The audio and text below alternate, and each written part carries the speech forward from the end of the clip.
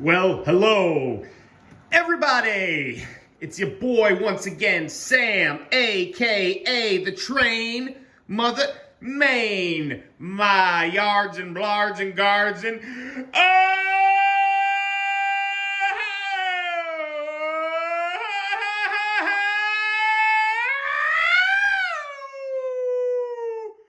Pokemon! I don't know why I said Pokemon, so let's add a little bit more.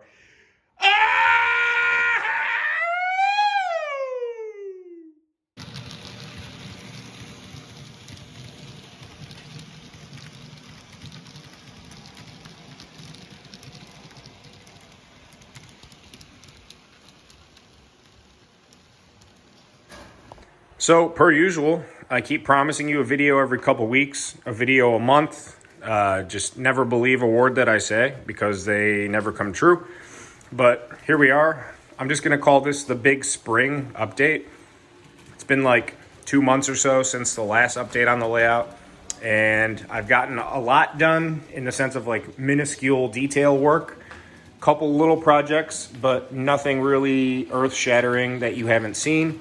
Like I said, mainly just scenic and detail work. So we'll go ahead and jump right in. And ironically, I was going to start here. The train is running here. This is my Micro Trains Pennsylvania maintenance of way train. All super hard to find.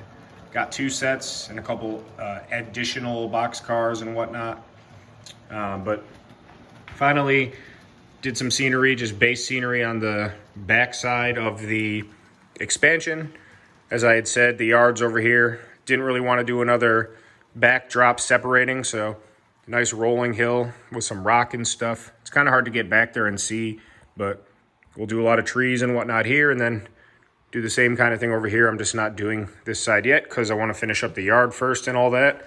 But got the big stretch of that done, which was kind of a pain because I can still reach all the way across and I can still access it from like both sides, but I had to be up on a step ladder and really get in there. I kind of still need to get in there and do some touch-ups along the roadbed and the track, but I just wanted to get the nice base cover down, so once I'm finishing up this section of the scene, it's all just touch-up stuff. The yard is looking super frothy. If you couldn't tell from above, this is exactly why I built this expansion, because the staging yard for all the industries over there is nice for building a train, switching out the industries, but I really had nowhere to store trains or actually start or terminate the trains. So I pretty much have all my rolling stock on the layout right now, minus my coal train, which is like 40 cars, and the coal mine still has not been touched once again. So it's nice being able to run long trains, store rolling stock at multiple points on the layout. We'll get to that, but yeah, the yard's coming along really well. Got tons of my locomotive fleet out as well. Got some ballast piles poured and weathered up the rails more. Turning this into kind of like the maintenance away section. Gonna have a road coming in. You know, all the little stub tracks. Got some rail everywhere. Working on the fueling pad facility. You can see a train coming through the yard is very prominent too. Again, the train is on the main line. The main line runs down the center of the yard. So you can see. Got a lot of detail work done down in here. Again, just some kind of base scenery. Some more weathering and frontal base scenery up over in here. Started working on the engine and car repair facility. Got the concrete floor down in there.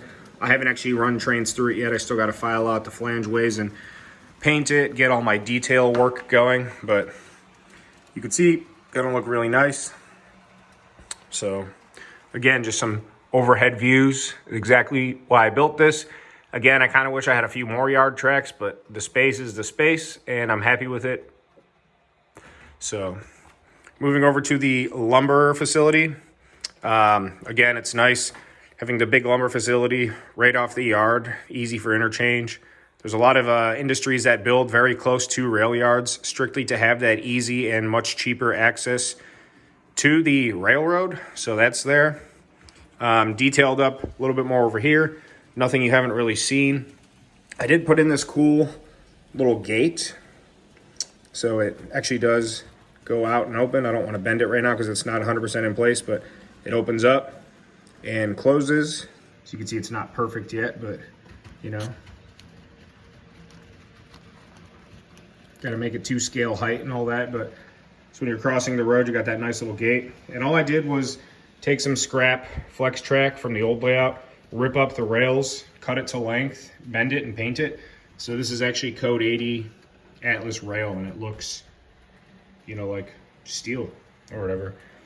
Got a lot of cars over in here. Did a lot more ballast work on the track. Still have a little bit of detail work left to go, but this scene is almost ready for scenicking and detailing, which I'm super stoked about. So again, just did some touch-up stuff in here. Nothing too crazy yet. Moved some trees around, and I'm still relegated to the fact I'm gonna need to order 700 more trees, especially once I get the peninsula going. And you'll see what I did up there here in a second. So did some touch up down here, kind of weathered the branch line a little bit. I should say started because I haven't touched it at all. So I started in here now. What I'm going to do is I'm gonna have the two bridges right here. Rocky, rolling green cliff hills, all that. And then this is gonna be a big lake with a kind of a hill up here. So you'll have bridge 1, as I'm calling it, and bridge 2, and then this will slowly taper down. It's gonna be a big lake. Obviously the farm over here will kind of use the lake for water. Maybe put some fishermen down here. I have all kinds of Woodlick Scenics little guys, a dock, little John boat guys. So I did start shaping this out. One thing I'm going to have to do before I pour the Scenics, obviously prep the site and paint it and make all this ready to go, but I'm gonna have to seal this from the bottom, which might be a pain because I built it to be lower than the rest of the bench work. So that'll be a challenge in itself. Might have to use a lot of hot glue and just, you know, slather it on the top and bottom in every little corner. But nice to actually be working on this. You know, it's not much, but I did something. So I still haven't painted or done everything else in here yet, but did something. A little more touch-up work in here. But the cool new addition, the project, I should say, is I have this entire peninsula section, and you know, you could see over on this side I just showed you from pretty much like here-ish over. I haven't done anything in this entire area. You could see obviously. And then up here, you know, I just painted. Over here I did a lot of the rock work and whatnot, and you could see if you remember, I took out the old engine facility, moved all that over there with the yard, and turned this into kind of like the cut, as I call it. So I did most of the, you know, basic scenery work and then some extra over here in the cut. You know, I'm gonna put a bunch of trees and I'll add the extra scenery, but I got the baseline down. And this is just my junk train sitting on the old maintenance away siding.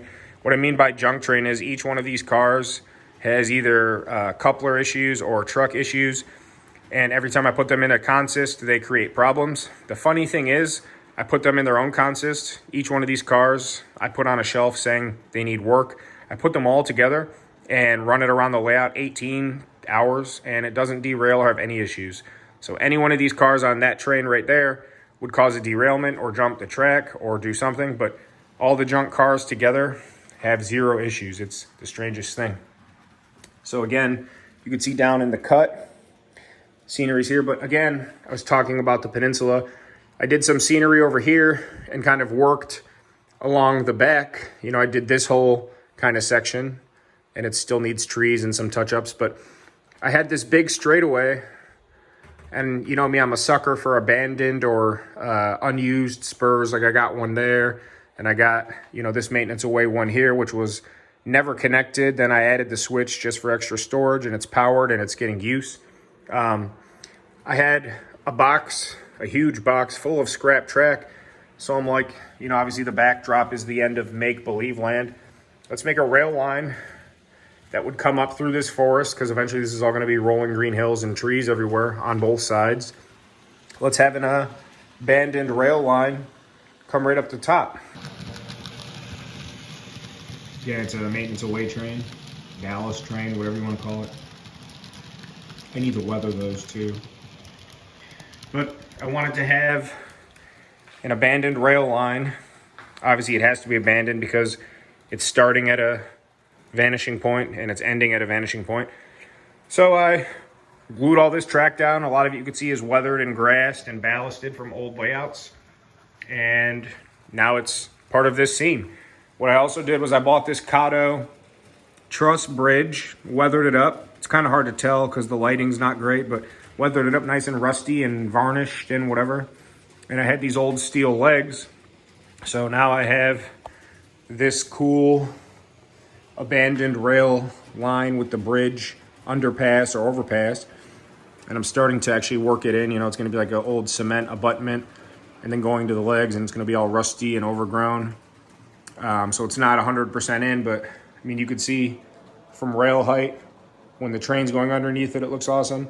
You know, I even figured if I wanted to put a junk train or some abandoned rolling stock up here once it's all scenic up and whatnot, I guess I can, just for more storage on the layout. So, super cool. Needs to be worked a little bit. Like I said, it's not final, but I think you can kind of get the picture of where it's going and coming from. So all the scrap track was free. I still have tons and tons. That's why I save all my stuff from my old layouts or when I abandon things. And it just adds a total another dimension to the layout. So again, the track was free. I already had the legs, and I'm gonna, you know, figure all that out to make it look 100% proper. And then I got the bridge on eBay brand new for like $14.99. It was red, and I just painted it, weathered it, and I think it looks awesome.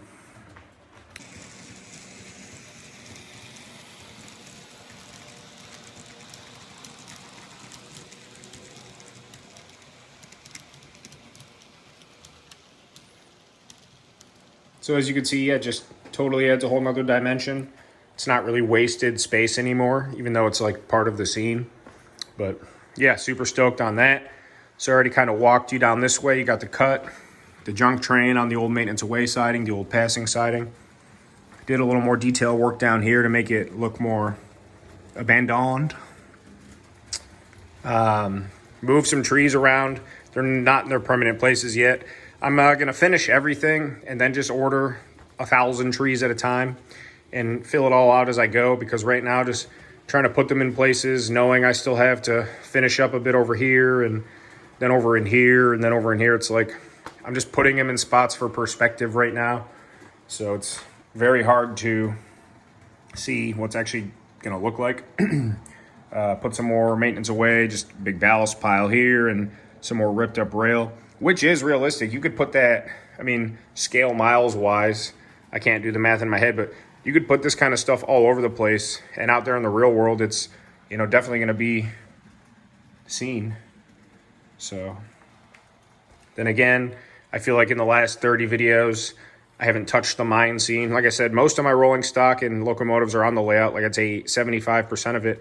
But I only have a few coal hoppers out right now just to keep the track tested and blah, blah, blah. So I'll get to this. It's just, I've made like 18 coal mine scenes on my last 5 layouts, and I'm just kind of like still over it. Same with the lumber, but I kind of like working the lumber mills more than the coal because it's vastly different. Did a little more detail work over here. Got the tunnel portal worked in completely. Need to kind of fill in a little bit over here, but I'll get to that. Once I do the mine scene, it'll all work itself out. But I moving some trees around, did a little extra, you know, beyond the basic generic scenery. Worked in the cement plant a little better. Made sure all this road and ballast was all nice and secure. Secured the rest of this track because it's very beaten and abused. Obviously, this place does a lot of business. They've got 10, 12 hopper cars there, but they don't maintain their track very well. I, you know, still need to finalize this scene and finish kit bashing these two together. I don't know what I was thinking, but I think it looks cool. So, all that's nice and snazzy. Then I haven't really done much down here. But like I said, I got the big yard down there. Then I've got some car storage going on over here. Also some stuff to shuttle out these box cars and whatnot. I did put in the chain link fence a little better. Got to fix that up still. Might want to weather it too. Put in some more maintenance away, just rail and whatnot. Added some more details to the scenes. You can see like where the tracks kind of end and the old pulled up track and blah, blah, blah. So got some box cars over at the Industries right now.